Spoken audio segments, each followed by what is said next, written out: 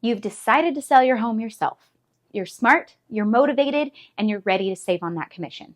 But what if I told you that one wrong move could cost you more than that commission that you were trying to save? Today we're talking about the biggest, most costly mistakes for sell by owners sellers tend to make and how you can avoid them. Mistake number one, the pricing pitfall. This is without a doubt the biggest and most expensive mistake.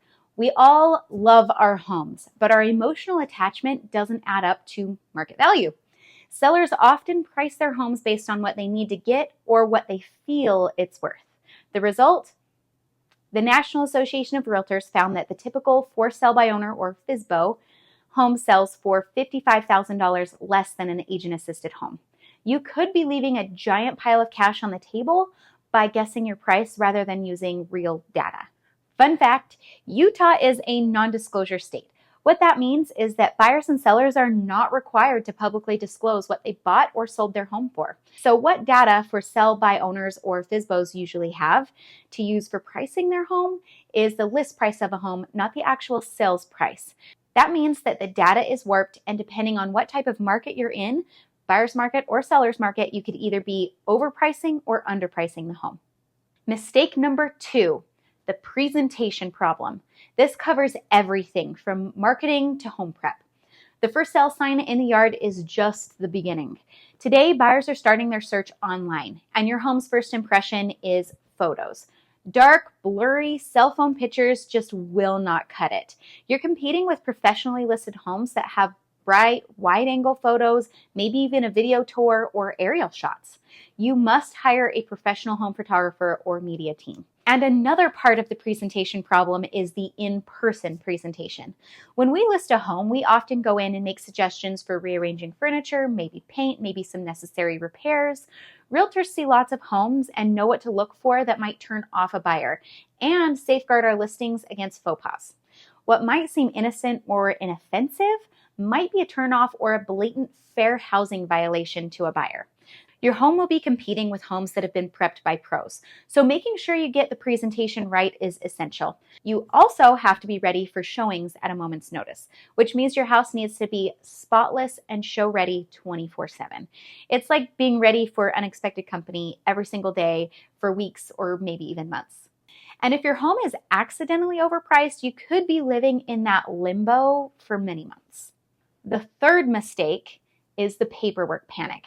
This is the one that can get you into serious legal hot water, aside from fair housing. From the initial offer to the final closing documents, a real estate transaction is a mountain of legally binding contracts. In Utah, you're required to provide a seller's property condition disclosure. And if you miss something or fill it out incorrectly, you could be facing a lawsuit down the road. It's not just about filling in blanks, it's about understanding contingencies, deadlines, and your legal obligations.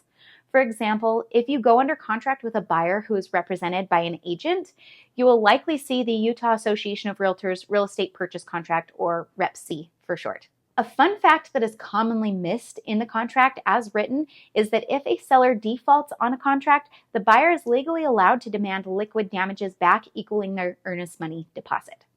Say they've offered up to $2,000 in earnest money, and as far as they're concerned, everything's going great. They love the home, they're ready to move forward. But something changes in your situation and you need to stay in or keep your home and have to cancel the contract. You would be obligated to then pay the buyers $2,000 in damages for canceling the contract. Make sure you read each line of the contract very carefully and understand what it means for you.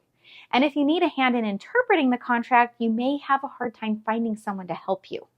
In Utah, it is illegal for anyone who is not licensed as an agent to practice real estate, and that could extend to interpreting contracts and giving certain advice. But you have a cousin who's an agent and will help. Well, implied agency is also illegal in Utah. So without a signed representation agreement, agents' hands are tied, and they open themselves up to potentially losing their license if they do help.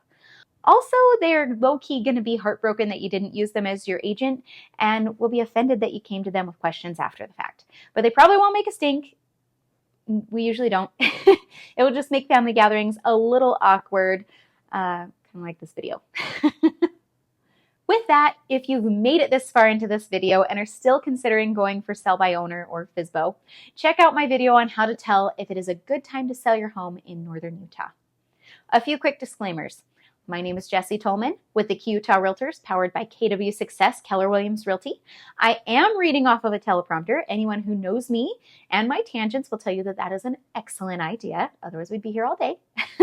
And realtor commissions are not set by any standard and are completely and 100% negotiable.